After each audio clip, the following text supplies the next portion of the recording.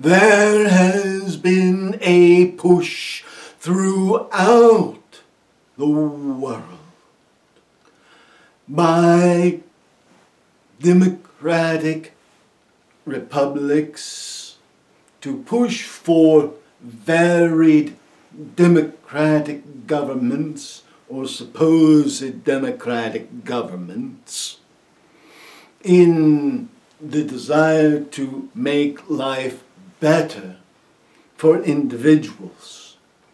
Understand, the problem is not with the form of government.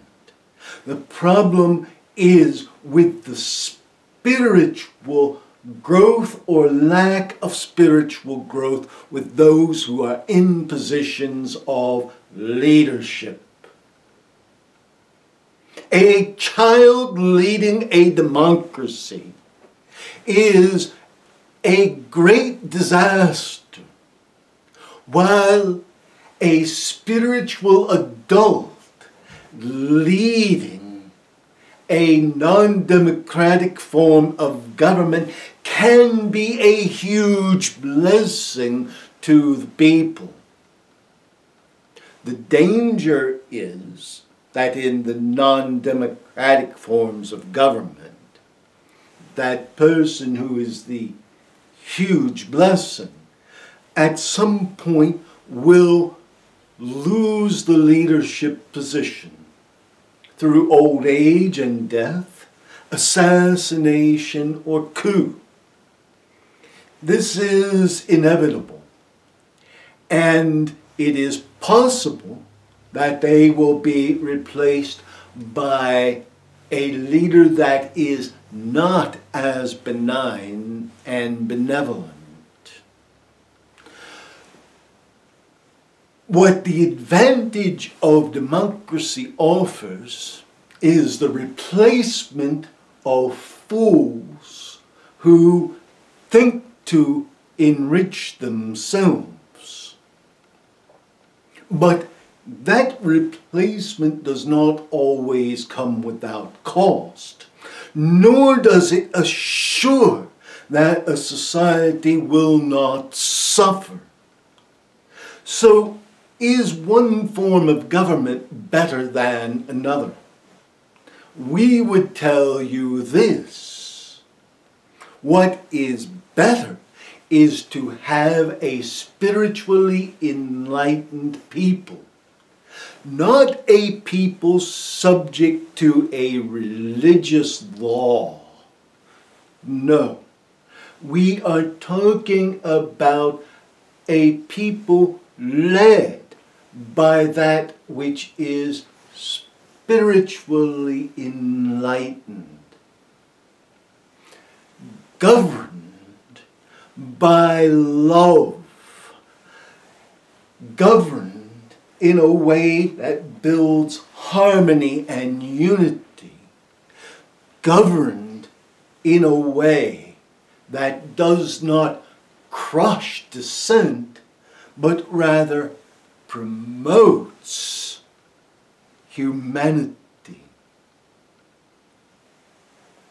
Understand this. You can have a democracy and lack these very things. You can have a democracy that trolls for people who have the wrong beliefs.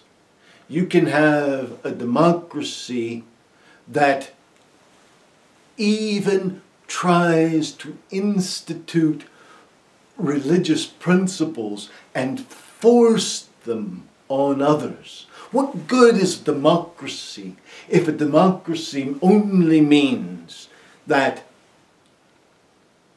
51% of the people get to rule over and subject and terrorize 49% of the people? That is not what democracy is about. And that is not what leadership is about.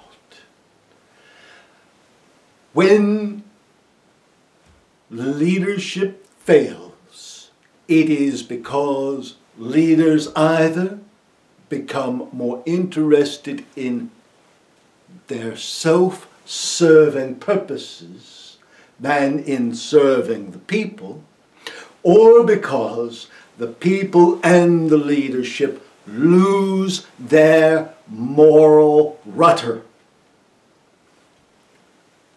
Confucius understood this, and he put a moral rudder under governing principles. Buddha understood this, and he put a moral rudder under governing principles. Jesus Christ of Nazareth understood this, and he put a moral rudder underneath the idea of governments, saying that governments are established by God, and people therefore are subject to them as long as they do not break moral principles. This was understood by early kingdoms or caliphates of Islam, where taxation was not burdensome, where schooling and education was given priority, and where justice was considered important. Totally different from the terrorist of today. But we tell you this: some of your democracies have become terrorist, usurping power, and some of your kingdoms throughout the world and your dictatorships have also lacked moral guidance. Just think of the difference. China works to build a moral essence in its people. It holds to a basic moral teaching because it still has not lost the founding of those moral principles over hundreds of years. North Korea, totally inept and without a rudder, because there are no moral principles and man has made himself as God. America, floundering. The United States of America is floundering because those in the houses of Congress must play games to be re-elected to do anything, and are continually unofficially bribed by large amounts of money, while your child president seeks nothing but self-gratification. What are you? What is your world? Yet this too shall pass. This too shall pass. And believe this, for it is surely true. Out of the ashes the phoenix shall rise.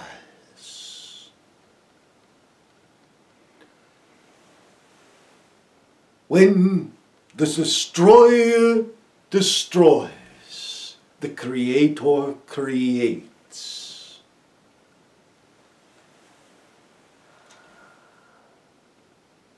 Shiva and Vishnu are as one. For to create and destroy are one.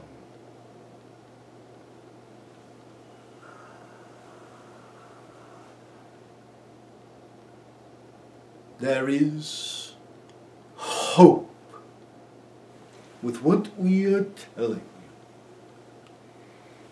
We are also saying to you, as dark as it may appear, there is hope. There is hope for North Korea.